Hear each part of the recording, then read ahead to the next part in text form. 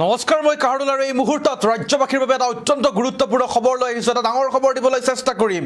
এসময়ৰ শত্ৰু দেশ ইৰাকত কিয় নিয়া হ'ব আয়াতুল্লাহ আলী খামেনিৰ অন্তিম যাত্ৰাৰ কাৰ্যসূচী। ইৰাকলৈ নিয়া হ'ব ইৰাণৰ প্ৰয়াত সৰ্বোচ্চ নেতা আয়াতুল্লাহ আলী খামেনিৰ অন্তিম যাত্ৰা। ইৰাকৰ পবিত্ৰ নগৰী নাজাফত ইমাম আলীৰ দৰগাহত জানাজাৰ নামাজ আদায় কৰিব আৰু ইয়াৰ পিছত কাৰবালাত সম্পন্ন হ'ব আয়াতুল্লাহ খামেনিৰ অন্তিম ধৰ্মীয় অনুষ্ঠান।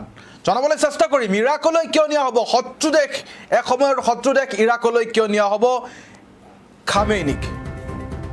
এই মুহূৰ্তৰ এটা ডাঙৰ খবৰ দিবলৈ চেষ্টা কৰিম। ইৰাকলৈ নিয়া হ'ব ইৰাণৰ প্ৰয়াত সৰ্বোচ্চ নেতা আয়াতুল্লাহ আলী খামেনি নশ্বৰ দেহ।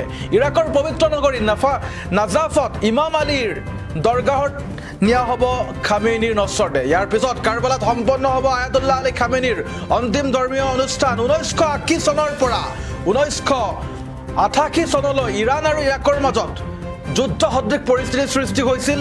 এসময়ৰ শত্ৰু দেশ ইৰাকতেই এতিয়া ইৰাকলৈ নিয়া হ'ব খামেনিৰ অন্তিম যাত্ৰা আৰু ইয়াক কেন্দ্ৰ কৰি ইৰাণ আৰু ইৰাকৰ মাজত যি ব্যৱস্থা কটকটীয়া নিৰাপত্তা ব্যৱস্থাৰ অটুট ৰখা হৈছে। জনাইছোঁ এই মুহূৰ্তৰ এটা ডাঙৰ খবৰ দিবলৈ চেষ্টা কৰিছোঁ। এসময়ৰ শত্ৰু দেশ ইৰাকত নিয়া হ'ব আয়াতুল্লাহ আলী খামেনিৰ অন্তিম যাত্ৰাৰ কাৰ্যসূচী। ইৰাকৰ পবিত্ৰ নগৰী নাজাফত ইমাম আলীৰ দৰগাহত জানাজাৰ নামাজ আদায় কৰিব আৰু ইয়াৰ পিছত কাৰবালাত সম্পন্ন হ'ব আয়াতুল্লাহ আলী খামেনিৰ অন্তিম ধৰ্মীয় অনুষ্ঠান। 1980 পৰা 1988 চনলৈ ইৰাণ আৰু ইৰাকৰ মাজত 8 বছৰ ধৰি ৰক্তক্ষয়ী যুদ্ধ হৈছিল আৰু এই যি যুদ্ধ হৈছিল এই যুদ্ধত আয়াতুল্লাহ আলী খামেনিও অংশগ্ৰহণ কৰা বুলি বিভিন্নজনে দাবী কৰিছে আৰু সেইবাবে আচলতে তাত কোটি কোটি লোকৰ মৃত্যু হৈছিল আৰু যাৰ পৰিপ্ৰেক্ষিতত সেই স্মৃতিৰ বাবেই কাৰবালালৈ নিয়া হ'ব, ইৰাকলৈ নিয়া হ'ব আয়াতুল্লাহ আলী খামেনিৰ অন্তিম যাত্ৰাৰ কাৰ্যসূচী আৰু যাৰ পৰিপ্ৰেক্ষিতত কটকটীয়া নিৰাপত্তা ব্যৱস্থা অব্যাহত আছে। আমি দৃশ্যাংশ দেখুৱাইছোঁ, খবৰ অহৰহভাৱে আপোনাৰ ওচৰলৈ লৈ যোৱাৰ চেষ্টা কৰিছোঁ।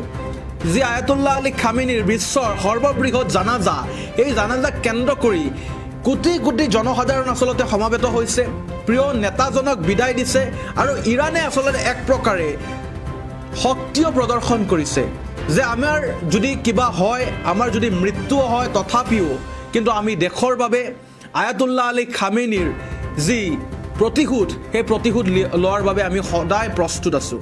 আৰু এই মুহূৰ্তৰ আটাইতকৈ ডাঙৰ আপডেটটো হৈছে এয়াই যে যি সময়ত ইৰাণ আৰু ইৰাকৰ মাজত 8 বছৰ ধৰি 1980 চনৰ পৰা 1988 চনলৈ যুদ্ধ সদৃশ পৰিস্থিতি সৃষ্টি হৈছিল, ৰক্তক্ষয় যুদ্ধ হৈছিল।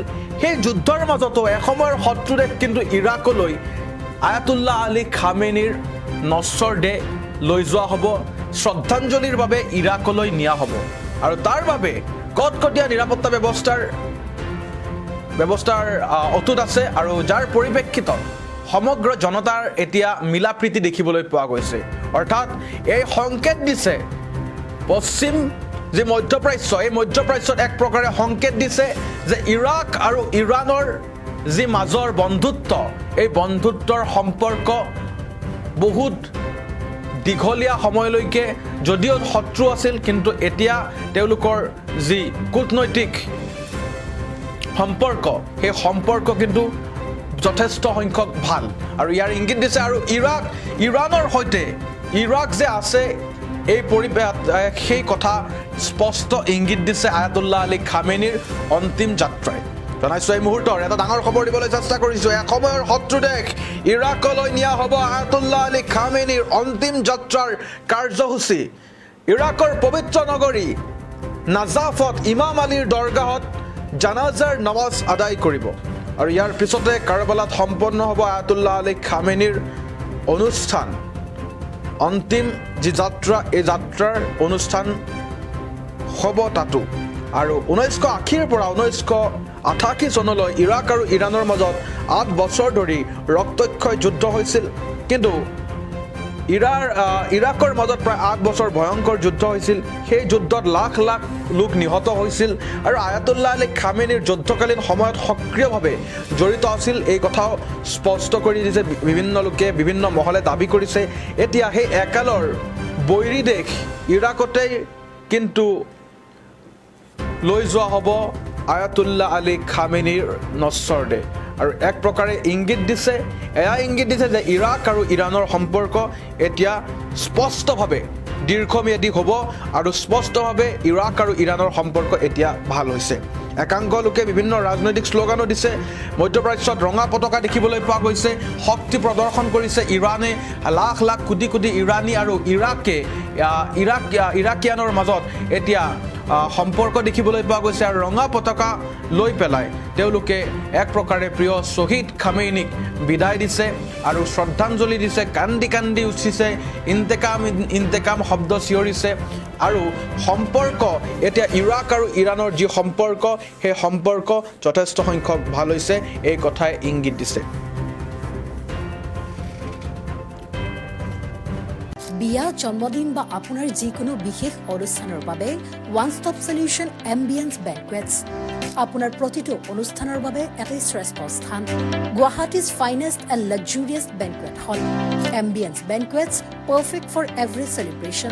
For booking, contact 7099013417 or visit 5th floor above Reliance Centro, RG Burwa Road, Guwahati.